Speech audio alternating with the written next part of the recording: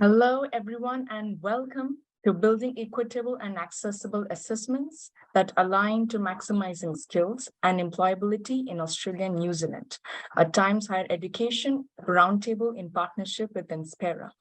My name is Gitanjali Goswami. I am APAC Branded Content Manager at THE, and I would like to thank you all for joining today's discussion. An on-demand version of this roundtable and a summary article of its key findings will be published on Times Higher website post-event, should you wish to revisit this content or share it with colleagues. Now, before we start the roundtable discussion, I would like to request the panelists to introduce themselves. Okay, we'll start from Rachel, and then we'll go from Joanne. Okay, kia ora.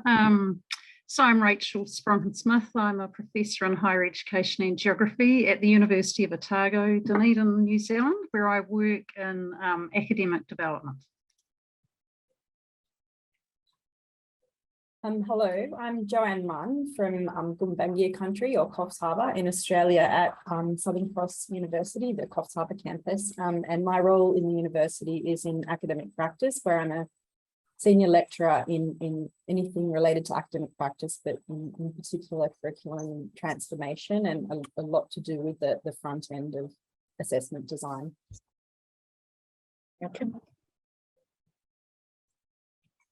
Okay, next I think Lise can go and then Andrew will follow. Hello everyone, alongside Joe, I'm also on Gumbaynggirr country in Coffs Harbour. I'm from Southern Cross University.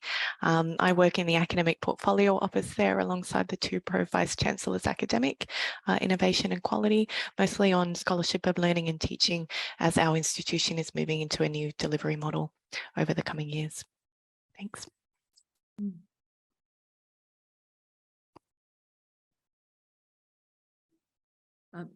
I'm happy to go next. Yeah. Yes, please do. So, Jenny Shaw, I'm Deputy Vice Chancellor Academic at the University of Adelaide. I oversee all things teaching learning for our students and our staff, including all student support. I'll go next. I'm Dawn Bennett. I'm the Assistant Provost here at Bond University, so on Combermary country. My background is in research in higher education, but a particular focus on employability and a strong focus on equity. Delighted to be here with everyone. Okay, maybe Grant can go ahead. Yeah, hi everybody. I'm Grant Beavers. I'm a Senior Digital Assessment Consultant with Inspera, based in Brisbane, but for the APAC region. I think I've probably visited most of the institutions that are on the screen at the moment in my roles with Blackboard. I headed up their solution engineering team and spent many years with Blackboard as well as Kaltura. Great to be here and looking forward to the conversation. Andrew? Andrew Woodward, Executive Dean of Science at Edith Cowan University. I'm here in our Joondalup campus, which is on Whadjuk Noongar. My role is oversight of everything teaching, research, governance, the whole lot, but certainly had a lot of experience in the past with curriculum design. Okay. Hi, I'm Robin Latimer. I'm from Torrens University, Australia, and I'm on Gadigal country here based in Sydney, but we have campuses nationally. I'm Associate Dean of the Design and Creative Technology faculty, so look after all things teaching and learning in that space. Okay. Trevor, can you, Yeah, I'm Trevor Nesbitt. I'm from University of Canterbury and Christchurch in New Zealand. My role here is as an academic developer. One of the projects I'm involved in at the moment is an assessment working group, looking at our assessment policy and other related things. Okay. Thank you all for introducing yourselves. And today's roundtable discussion will focus on the university students' needs regarding qualifications and assessments that have shifted in response to not only institutions' digital transformation, but also a rapidly changing employment market. Australia and New Zealand continue to reopen their borders and expand their blended learning offerings. So join senior leaders from Australian and New Zealand universities as we exchange knowledge, and best practice about how to respond to these new and fast changing strategic challenges. So I would like to start by asking the panel a very first question. So how to set the key criteria for an assessments model that enables all students to participate. And whoever wants to answer the question can just raise their hands. So just go according to that. Well, I'll start, and probably not quite the answer you, probably a little bit tangential, but for me, one of the criteria for assessment is the form it takes and the usefulness of that piece for students. So in my ideal world, no piece of assessment is ever read only by the student who wrote it and the person who marks it. It always has another purpose. And so that could be that an essay is polished up and put into a portfolio, or that a student learns how to distill the content of an essay into a very short piece that could be published as a blog, or that, you know, perhaps they even read the feedback we give them and create something useful. So I'm looking for, in the criteria, whether it's a design exhibition, an essay, or an oral presentation, or a piece of reflective writing, where does that piece go? And having something that's really tangible that demonstrates to students the relevance of that assessment piece. Okay, thank you. So just a question I have from what you have just said. You've mentioned about how it will be useful for assessments to get feedbacks, or maybe to have different forms of having assessments. So can you cite any example of where you have come across assessments that have been very useful and had a purpose to students and universities in general? Well, yeah, I guess all assessments should be useful to students and everyone in general. And I guess the panel will have lots of examples of where that's good. Perhaps it's more about the articulation of the assessment. So if we have a student, for instance, in an internship, that the student is not only developing those skills and capabilities through that internship experience, but also is developing the ability to articulate what they've learned and to create evidence of that learning that they can then use as they seek work later on. So I think it's perhaps an articulation, but I'll defer to the panel for other great examples, because there is some great assessment out there. And I know this is a passion for Jenny in Adelaide, for instance. Sorry, I'm throwing you under the bus there, Jenny. No, absolutely. And look, I was going to pitch in, because I think I'd take a step back from that and say, look, one of the things we all have to consider in Australia is our regulatory environment. And we are now, I think, much more conscious of what we're calling inherent requirements. So we want students to succeed. That's the first thing. But we want our student body to be really diverse. And that's diverse across all equity groups, all abilities. So I think matching up what we regard as being the basic inherent requirements of a student to be able to succeed, and then having measures in place to make sure that students know they can come to us if they feel they don't meet those inherent requirements. For example, they might be vision impaired. Let's just take an easier example. And then it's the reasonable adjustments that we are able to make in our assessments to help those students to succeed. And I think that's one of those things that across the sector we will all come across at various times. And I think when we're talking about written assessments, often they're easier in a sense. You might just have that as an extension of time, or a different type of format for someone who perhaps has that example of a vision impairment. But where it is more challenging, are in these areas that Dawn's mentioned, internships and placements. So every single one of our programs at the University of Adelaide now has either a compulsory placement or, and in some case, and a voluntary internship. And I think that's where you've got to balance what the student wants to do, what the university expects in terms of the standards that will be met at the end of that placement, and then what the employer, the workplace partner, is also hoping to get out of that relationship and out of that student. So I might stop there, but I think that's the broad parameters in which I always try and look at these kind of assessments. And so what is the appropriate assessment at the end that demonstrates their learning outcome for the student, but also have we set up the right parameters at the beginning of the assessment to make sure that students can look at it and think, yes, I really want to do that, and yes, I think I could succeed at that. And Jenny, I'm so glad you raised equity, because equitable access to assessment is such a challenge for us as our higher education population has become so diverse. And we know that we have students, most students are working, students are have caring responsibilities, and the study is not the only thing students do in this environment. So it's really important. Sometimes we find that there are internships, the majority of which are unpaid, which are expecting a full-time commitment, maybe 3 or 4 weeks of 9 to 5 and the rest. And students simply can't do that because they need to be maintaining, for instance, part-time work in order to feed themselves. So we have to really look at the flexibility of those arrangements. Absolutely. Sorry, I can't seem to put my hand up, so I'm just jumping in. It was a great conversation, and I thought I'd come back. I just went to a conference the last couple of days about work integrated learning, and we're in a little bit of a different space where in design we don't do the placements as a requirement mandatory, like nursing or hospitality or some other areas, but something we do to scaffold and prepare students before they actually might go on an internship is we start with in-house project work. So we invite industry in so that they're first meeting students where they're safe on their turf.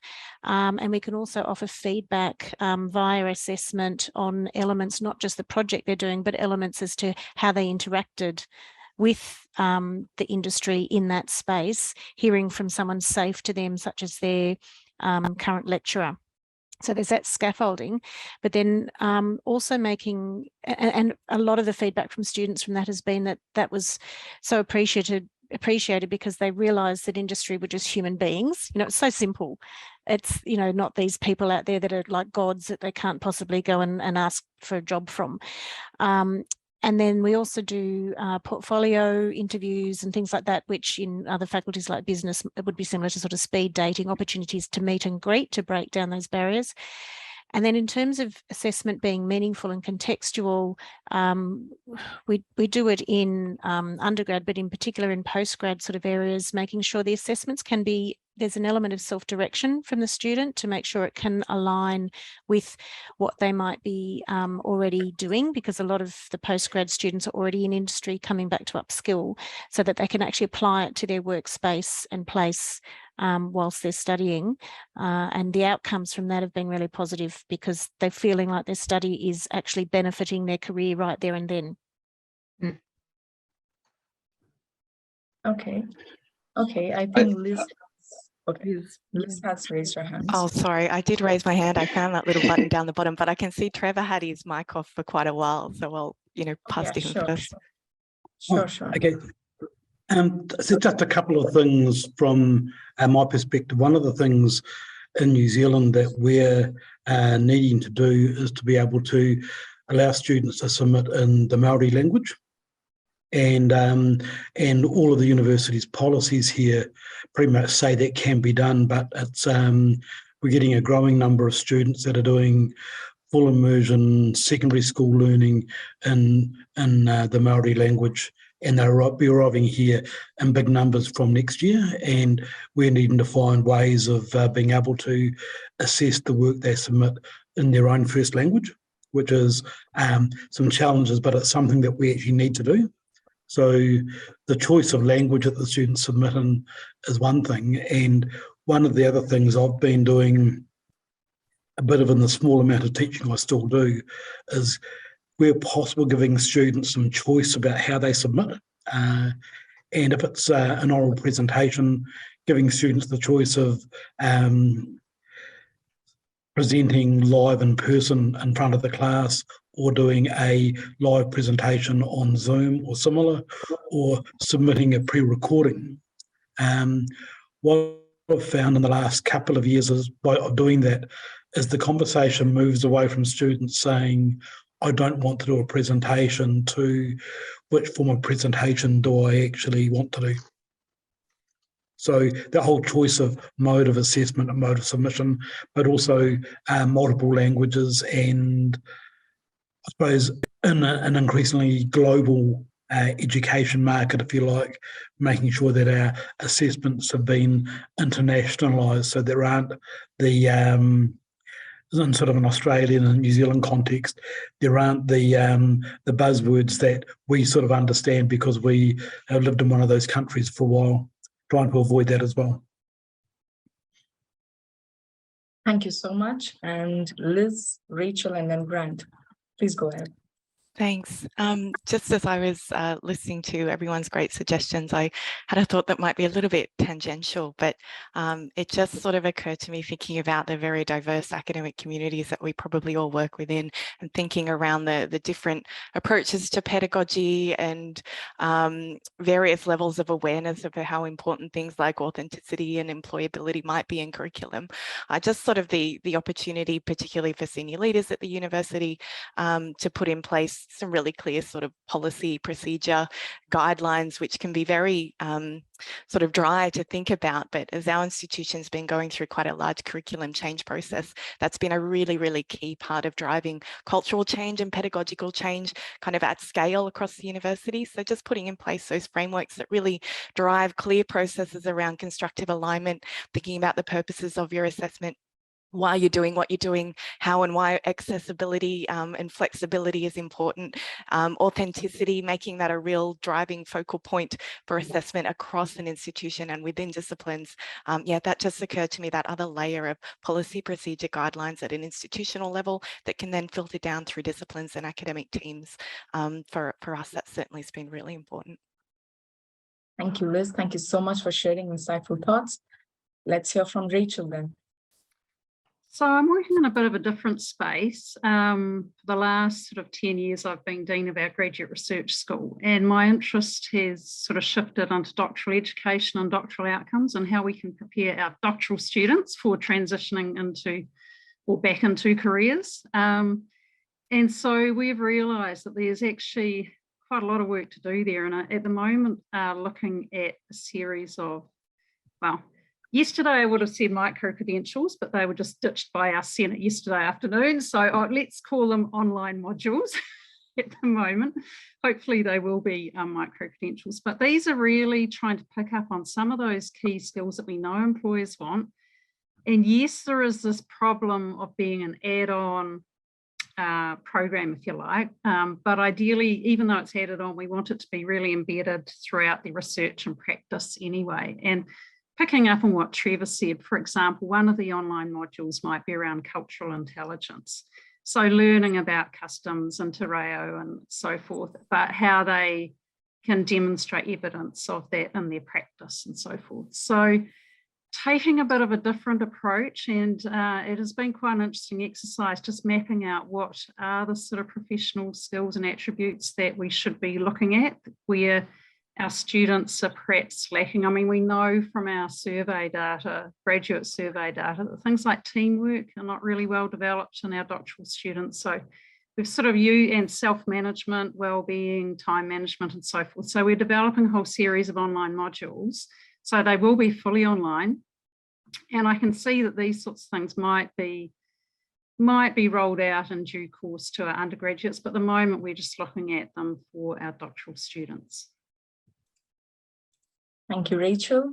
And Grant? Yeah, thanks. I just want to share some discussions and things that I've been having with a number of universities around the challenge of balancing academic security with flexibility. And I think it's an extension of what Jenny was saying before around, you know, if a large proportion of our students, you know, do want to spend time working, they don't want to spend as much time on campus, although they see the value in still coming to campus for a range of different activities, you know, then how do we balance delivering assessment experiences to those students while maintaining academic integrity, by reducing cheating and so forth? I'll put also a plug in for a paper that was just released this week by, in conjunction with Edugrowth and Professor Philip Dawson from Cradle at Deakin on just that topic, on balancing academic security and flexibility and how to kind of get that right, or the approaches that institutions are kind of making in terms of being able to revisit the traditional ways in which they've been delivering assessment, but do so for an audience that is typically maybe not going to take that assessment on campus. And how do we do that? How do we modify? Do we continue to deliver high stakes exams, and do we do that in an online mode sort of delivery, or do we completely reinvent our assessment experiences for a variety of different areas and disciplines? And some disciplines we can do that better in than other disciplines, naturally. But then how do we do that in such a way that's going to allow us to maintain our credibility, maintain integrity within the institution? So I think that to me, when I speak to many of the universities who now have got past that period of rushing around trying to solve the pandemic sort of issues, and are now seriously thinking about what assessment in their institutions is going to look like between now and say 2030, then I think, you know, there's a whole range of really exciting sort of things happening in institutions around this topic of what does an assessment look like. I think the foundations of delivering an assessment have not changed. The reasons why we do it, and some people have spoken about that today, continue to be the case. We want students to be able to, you know, demonstrate capability, and therefore when they leave us and head out into the workforce, then we know that they can do the job that they're intended to do. That hasn't changed, but certainly what has changed, and this has been, I think, kicked a little bit along by the pandemic and so forth, is how do we redesign those activities for an audience that may or may not come on campus to do so. Thank you. Thank you so much, Grant. And just a question, and it's a bit similar to what everyone is emphasizing, especially on assessments and how to model them, especially when there is a drastic change before pandemic and now, where from offline to online and then again to offline, and then there's hybrid. So is there any way that we can make sure to somehow maybe mold any kind of assessment, or maybe the skills required for both students and staff members in a university to feel confident to use digital, whether it's offline, online, or hybrid? Is there any way to make sure? And if yes, then can you elaborate and cite examples? Anyone? Andrew, or you want to go ahead, or was it for some other question you wanted? It was, but sure, why not? Okay. I think the discipline areas I look after are quite diverse. We have computer science, cybersecurity, one end through to traditional chemistry, mathematics, physics, biology. And for computer science, cybersecurity, certainly throughout the pandemic, it was really just flick a switch, because for them it was largely business as usual, in that every course delivered through there had always been taught on campus and online. So assessments had always been designed such that they were accessible to irrespective of whether you're on campus or online. And for a long time had used a range of virtualization and other tools, ensuring things like really fundamental things, like if you've got students who enroll with you online that are international, really administrative things like, are your software licenses set up to be able to allow them to still have access to everything that you do? So as a result, we use a lot of open source software in terms of some of our delivery. For the biology, chemistry, it was a lot more challenging in terms of the assessment, because, you know, things that you would assess in a laboratory as skills are obviously very different if you try and do that online. So that required quite a lot of retooling very rapidly, and staff were able to deal with it. And there is some simulation and other means that are okay, but ultimately, look, I mean, one of the things I guess we all fundamentally need to accept is that the reality is it's really difficult in some disciplines to ever be able to have a truly equitable experience in terms of assessing some of those fundamental scientific skills as you are able to do in other disciplines. So yeah, it's challenging. I guess you just try and do as much as you can with what you have, and acknowledge that, you know, it's not always going to be possible. That's very interesting. Thank you so much, Andrew. Joanna, you want to go next? Yeah, thank you. I did have my hand up for the earlier question, but I'll try and integrate the next question. That's okay. It's okay. You can continue. Yeah, no, that's okay. I can kind of weave a few different things in. So just picking up, you know, what Liz said and what some of the other panelists have said, I think, you know, the whole idea of helping with the equitable levels of assessment, it needs to look beyond the assessment. So very much, the scaffolding and actually really aligning the activities that students are doing and learning in class that are actually building towards their assessments will help with some of the challenges a lot of students have with time and upskilling themselves in, ways to use different technologies or ways to improve their academic skills. So I think we can't just look at assessment. We really need to look at assessment with the constructive alignment hat on, and also what's happening in class to help, develop skills and help with equitability. So some examples, I guess, with reference to the other question about different types of assessments. I think with COVID, we all saw how our professional spaces changed, no matter whatever the discipline you were in. And so I think from my perspective, when we're looking at assessments and trying to really align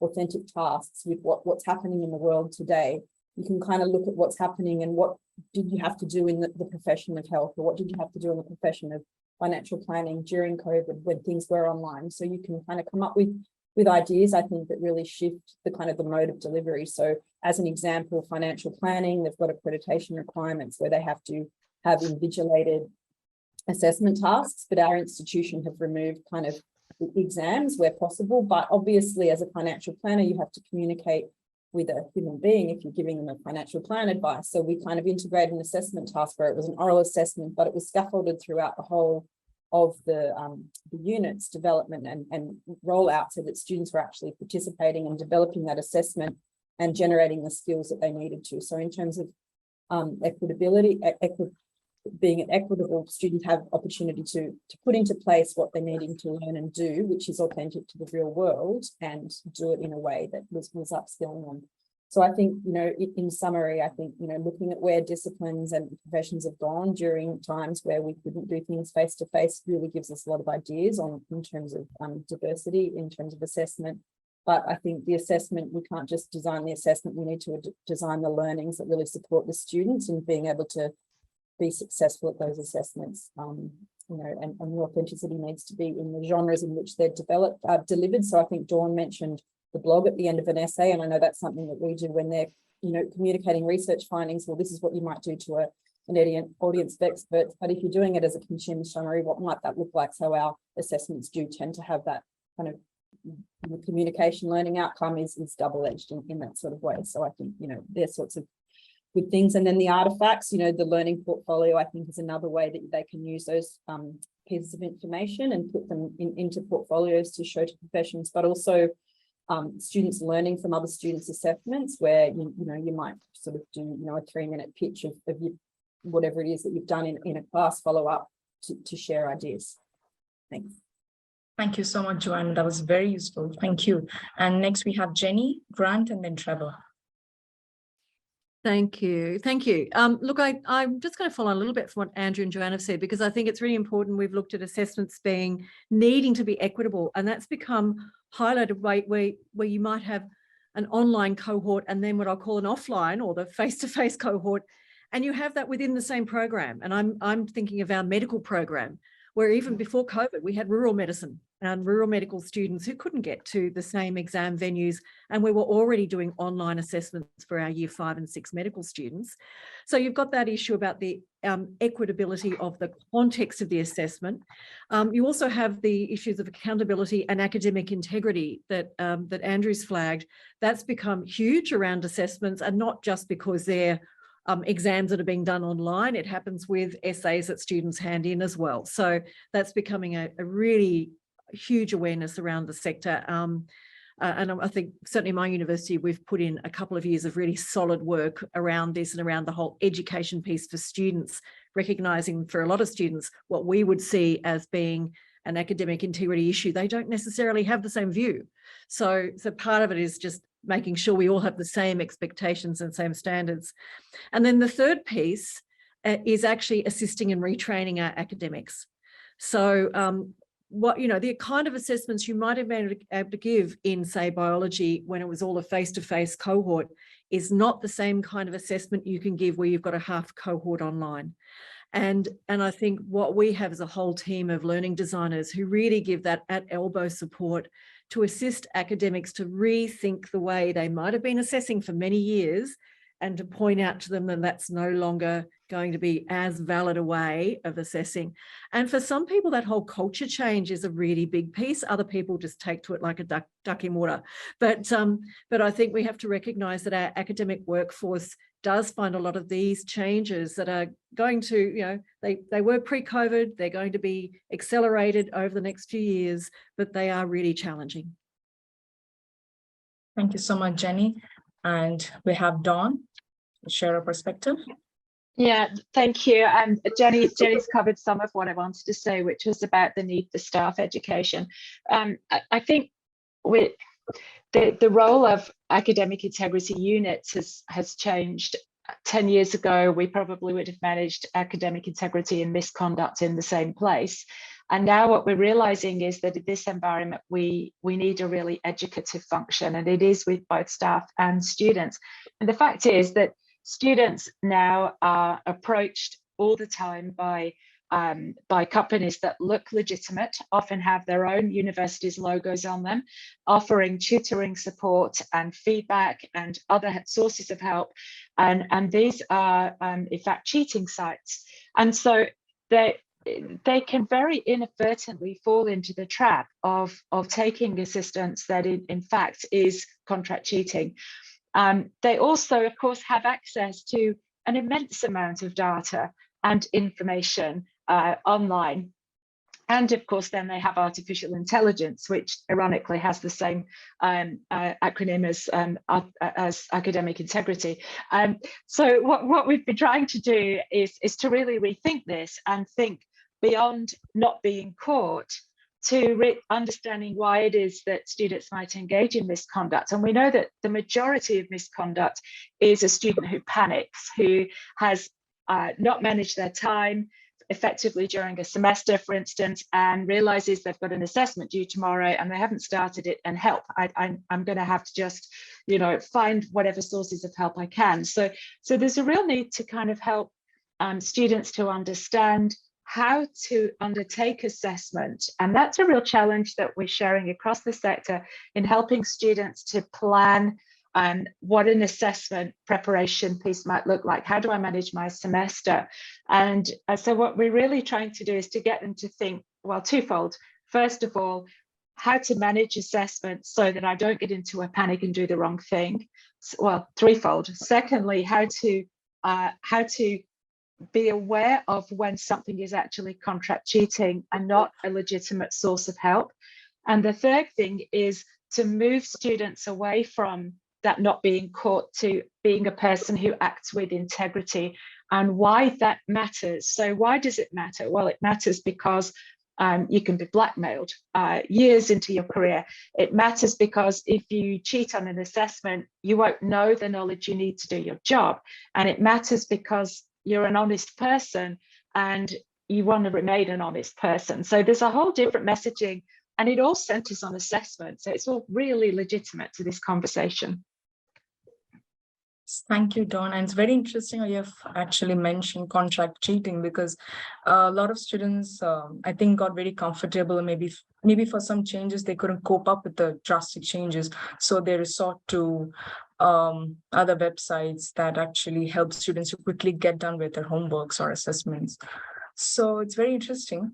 And so just a question, so about contract cheating that I mentioned. So in these years, I'm talking about the pandemic pre and post, have you seen any drastic changes in maybe the current situation, the contract cheating, maybe the rates have reduced, students are now able to cope up with how to assist anything, any changes you have seen? Or is it just the same? Anyone would like to answer that, or I'll just go with the hands that are already raised. Okay, Grant. I was just look, and again, I quote from Phil Dawson, who's done a lot of work in this area, that you know, these businesses are massive businesses earning billions and billions of dollars, and they're growing as quickly as any business that is growing in the current sort of environments as well. And so you know, I saw I think something the other day on this tiered model approach, or this Swiss cheese model approach, that I think is a good way of understanding how institutions can do their very best. I think, you know, if students are going to cheat, they're going to cheat and they're going to find a way of doing that. But I think the very best that we can all do is try and implement measures, and what was mentioned before, what Dawn mentioned about, you know, educating students on why it's not a good thing to cheat, and the disadvantage they put themselves and their colleagues and others under as a result of doing that. But that's one way, and I think this Swiss cheese model approach of implementing an education program to students, implementing maybe some technology that's going to allow you to reduce that, changing and redesigning the way in which we deliver assessments. I think it's not one fix that's going to fix this sort of thing. I think this approach of trying to implement a layered approach across your institution, amongst your academics, amongst the students, is how I think, you know, is going to be the best way to do it. But I still think there's going to be that small proportion that's still going to naturally get through, no matter how hard you try to reduce that. All we can do is try and make it harder for them to do that by addressing it and tackling it on a number of different fronts. Okay, thank you, Grant. Trevor, you'd like to go next? Yes, there's just a few things that people have said that are really, really interesting. First of all, what Joanne was talking about the professional bodies still, in a lot of cases, requiring some form of an invigilated face-to-face sat exam. One of the things that we've discussed but not actually progressed on is, do we as a collection of universities actually, discipline by discipline, lobby the professional bodies? So part of my background is as an accountant. So from that perspective, it could be that we end up with 7 or 8 universities across Australia and New Zealand collectively lobbying the professional accounting bodies to demonstrate how assessments can be created that authentically measure what students can do without them being invigilated exams, as a way of starting to actually move that. So that's one thing. There was also the thing in the academic integrity space. We've got 2 things that we're working on at different speeds at the moment.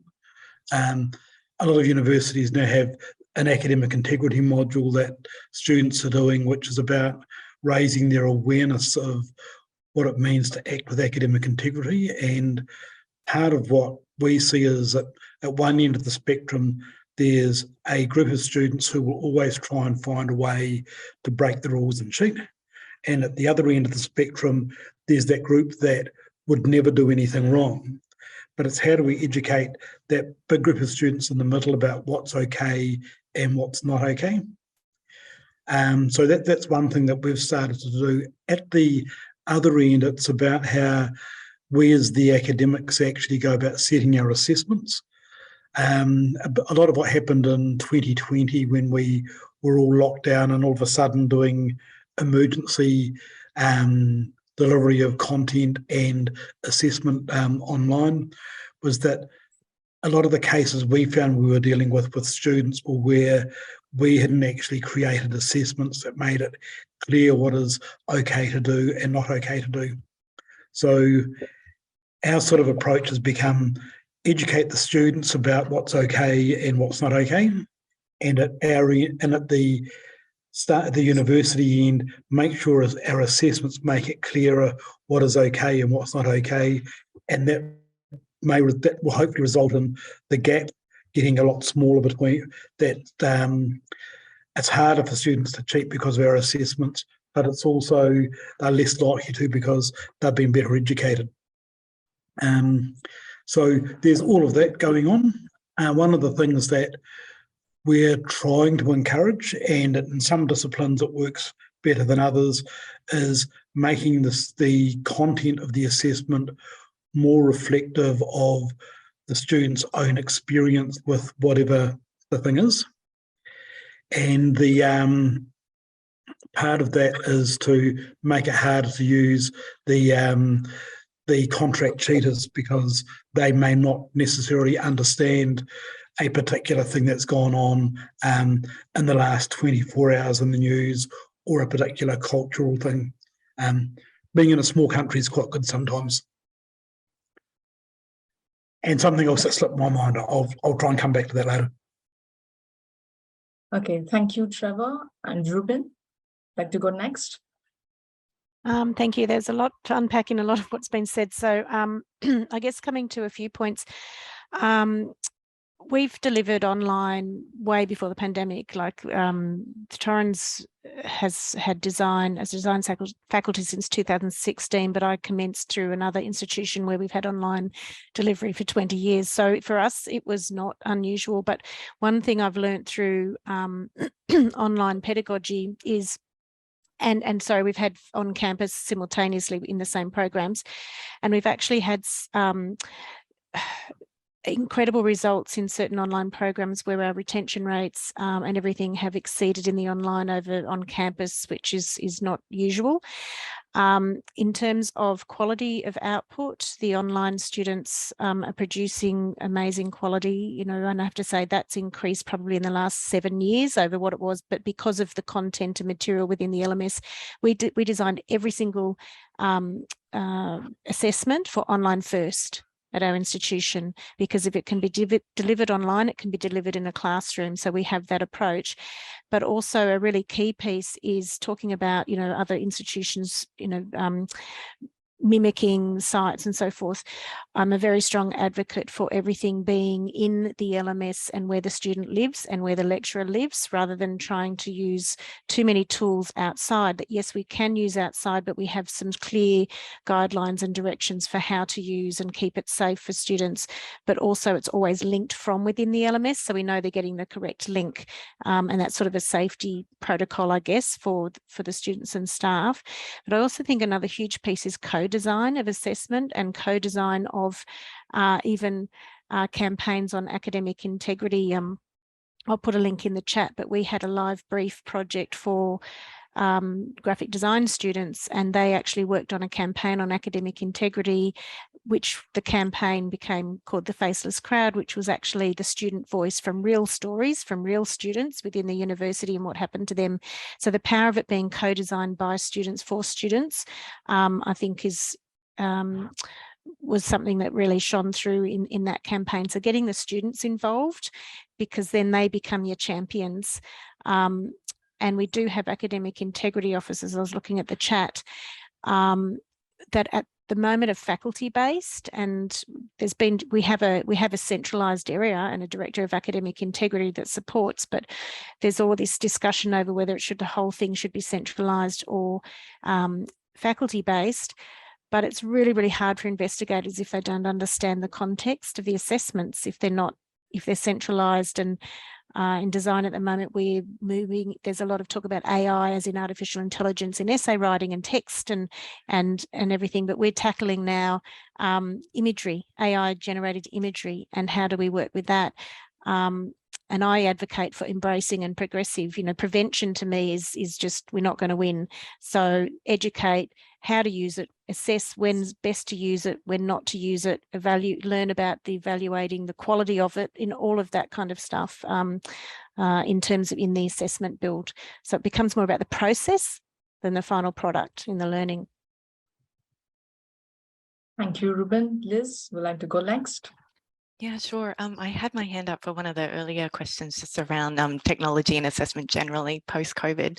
And one of the things I was thinking about was a lot of us have mentioned the importance of supporting capacity and cultural change among academic teams. And I've certainly seen that be a sticking point, that technology can become almost a fixation sometimes among academics who might feel less confident with technology, and one that causes a lot of anxiety. So a little bit different to that student academic co-design, but just wanted to mention the value of team-based assessment design and having that as part of the course in terms of the assessment practices of academics. So having some strong communities of practice across an institution, across different institutions even, but certainly both interdisciplinary and also interdisciplinary, such that academics can have exposure to things that have worked really well for others, the problems that they've faced, the strategies that they've used to overcome those problems and deliver assessments really successfully using technology.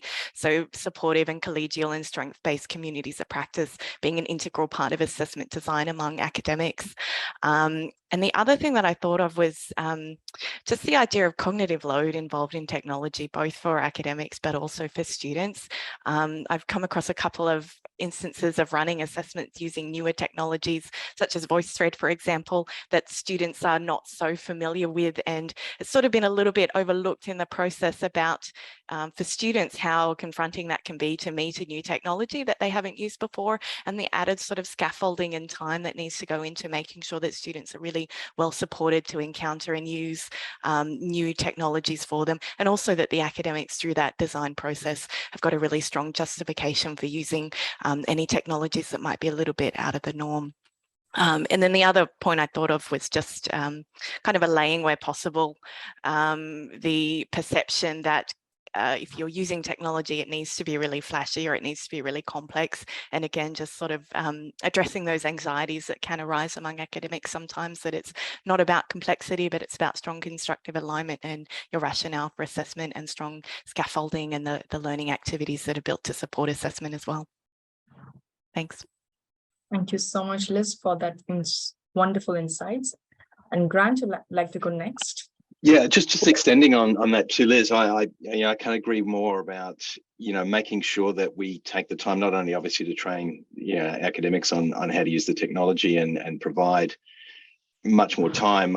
Naturally, we need to do that with our students, and particularly if our students are in a variety of different environments and so forth. We need to spend that time, and I think we saw it firsthand naturally during the pandemic about how quickly we can make that happen. I was suitably impressed, as I think most universities were, at the speed at which they were able to get up and running and deliver a level of service to students. Maybe not the greatest experience across in different areas, but certainly we were able to do that.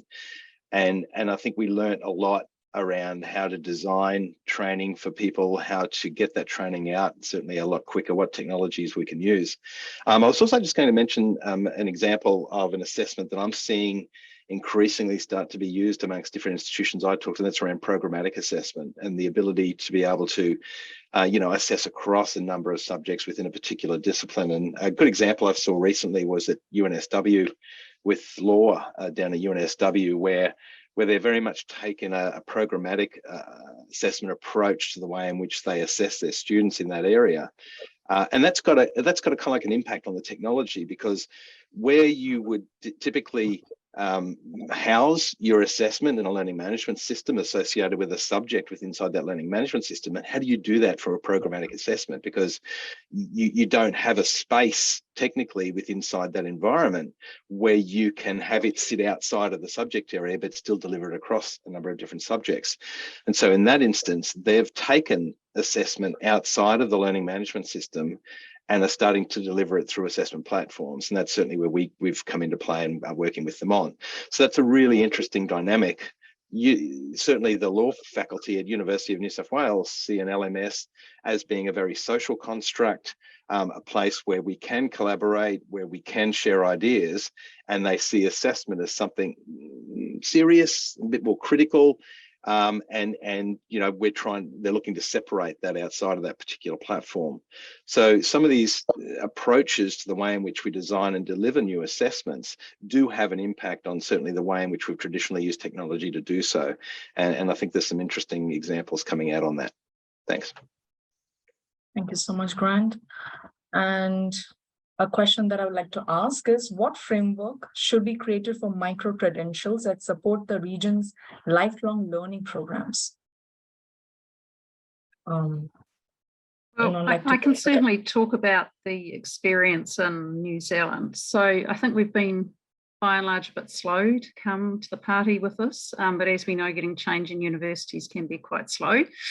So we do have a national framework now. Our New Zealand Qualifications Authority do have a set of guidelines which have been given to universities, but actually now that I'm trying to act within those guidelines, it's quite problematic, because certainly at our institution we have this framework. A micro-credential is sort of anything between 5 and I think it's 40 credits, so that's actually quite a lot. So if we were to equate that to traditional papers, the 5-point at postgraduate level would equate to 60 hours. That's actually quite a lot of time, and I think we need to go smaller.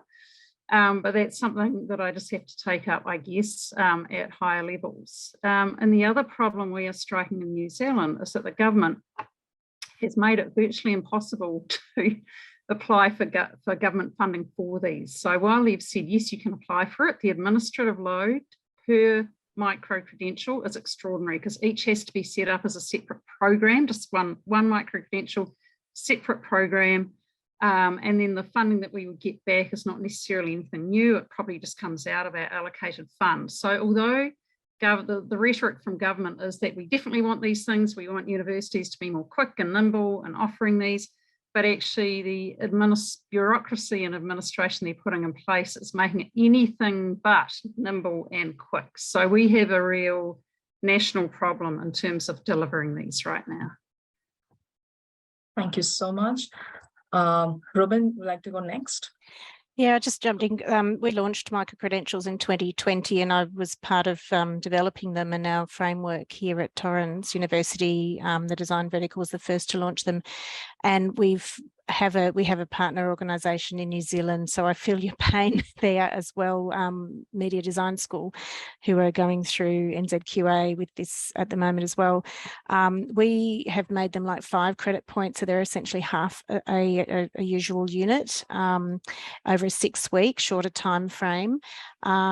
In terms of the particular model we took for the course we did, we put them into courses as well as individual subjects. So we developed the course, so that sort of got around that problem of having to have a separate program for every micro-credential. However, not everybody wants to do the whole graduate certificate course of micro-credentials, but I guess the theme or the way we framed them was for more broad rather than deeper learning experiences, particularly for people wanting to upskill. We put them into the area of digital transformation and that space. So people that wanted to get information about a lot of different areas as opposed to one sort of siloed area. We've come across a lot of problems with systems at the university trying to manage enrolments and fitting in with, Banner, all integrating with LMS over them. So many problems, I can't say, but it's such a shame because they are really popular in postgrad for people who are working. The 6 being able to do, there's pedagogical studies to support doing one subject at a time. So doing that shorter 6 weeks and then a new topic of 6 weeks was really popular and supported by those that have managed to enroll, take the subjects. Yeah, I think there's a massive benefit for them, but a lot of hurdles, as you say, at the moment, still 2 years down the track. Thank you so much. Dawn, would like to go next? Your mic is switched off. I know you don't ever have a meeting without that happening, do you? Just a quick one, I guess. To me, there's a big issue here that universities are ideally placed to offer Australians lifelong learning and to ensure that our skilled workforce remains skilled. And yet the ways in which the workforce wants to do this is through, various things, just-in-time learning, so credit attracting micro-credentials, not for credit micro-credentials, which are a whole other thing because they don't attract credit points and therefore they have a different model, and single subject enrollments, where during your career you might actually want to just pick up some knowledge, some new skills, or update your knowledge. Every one of these things is problematic under the current policy framework. So what we really need for Australian universities to be able to meet this need for lifelong learning is some policy change. Thank you, Dawn. And we have a last 5 minutes, approximately 5 minutes left. So Jenny, would like to go next? Look, just very quickly adding on to Dawn's points, I have the beauty of being able to control some of the budget for the university around this. So it gets back to I think the point that Liz was making. Some of this is around policy. So if it's short courses or micro-credentials that are not linked to a formal qualification in our AQF framework, basically we say go for it. And we develop most of those with industry. So 75% are industry co-developing, co-designing with us. For the ones that are linked to credit into AQF recognised qualifications, we have developed our own internal policy network, and I know there's sector-wide policy in this space too now. We've just come up with an academic board subcommittee because we do need to make sure that those things are linked to a formal qualification in a way that makes sense for the students who do want to go on and take all of those steps. So I think this is an evolving space. We launched short courses quite some time ago, but micro-credentials are now just over a year old with us. They are going very well. But again, it is a huge amount of work, it's just been pointed out. And part of that is it's not recognised in our academics workload. So part of the budget of this university that sits under me is to buy out people's time so they can do these in often a quite reactive way, where we have an industry or profession coming to us wanting something delivered in 3 weeks' time. Thank you, Jenny. Grant, a quick. Yeah, just very quickly. Just in addition to that, then I'm very interested to know how the government, when the previous government's idea and concept of the micro-credentials marketplace, and I believe phase 1 of that is to be released in December this year for higher ed, and then there's continuing discussions going on about how it's going to be used to address VET and so on. So I spoke with Michael Sankey earlier this week when these topics were coming up. Michael, many of you might know Michael is in his work with ACODE and Charles Darwin University, and I think it'll be really interesting to see where the melding of ideas has occurred with this marketplace. I've been following it for many, many years because I've been doing a lot of work on the micro-credential space with Bev Oliver and others. So really, really interested to understand how they're going to provide a marketplace that's going to address the things that Jenny has said and others have said around alignment, non-alignment, for credit, for not credit, and so forth. It's a hodgepodge of all sorts of issues there. Bottom line is the market will tell us what they want, and some really interesting models that are coming out of that.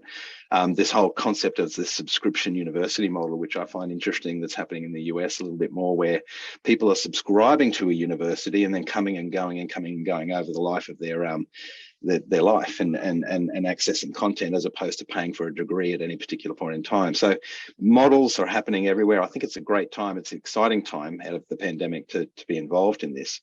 Where it goes at this stage, it's too hard to say, I think. Thank you, Grant. Jenny had raised her hand. Would still like to go. We have approximately 2-3 minutes left. And wants to share a quick. Anyone? Andrew, yes. Thanks. Yeah, look, it's a bit off topic from the lifelong learning, but certainly look in terms of the core topic around equity and accessibility. One of my other hats is chair of the ECU Mental Health Strategy Committee, and during Mental Health Week, we ran a session around students and some of the challenges they face. We had a really interesting presentation from a student who had some pretty severe negative outcomes as a result of being illegally detained, and had subsequently enrolled in a law degree to study more about law. And one of the first assessment topics presented with the unit was around illegal detention. And this was a seriously triggering and had quite upsetting for him. So his suggestion was that we should really consider upfront, some, in as much of the way as possible in terms of implementation, but really seriously look at a couple of alternative kind of topics when we're looking at proposing assessments for people to consider mental health aspects of it, as well as the various other accessibility issues that students face. Thank you so much, Andrew. Last 2 minutes left. Anyone? Anyone else? Andrew's hand is still up. Do you want to continue or? No. Okay, so I think this comes near to the end of the roundtable discussions. I'd like to thank each one of you who have shared your wonderful insights and your perspectives. Very useful to understand, especially with the drastic changes that's happening everywhere and how universities and higher education in general is getting affected by it. So that's all we have time for today. Thank you all once again for joining us for this roundtable discussion, and a gentle reminder that an on-demand version of this A roundtable and a summary article of its key findings will be published on the Times Higher website post-event, should you wish to revisit this content or share it with your colleagues. We hope that you have enjoyed this discussion and hope to be able to engage with you at future THE events. Thank you and goodbye.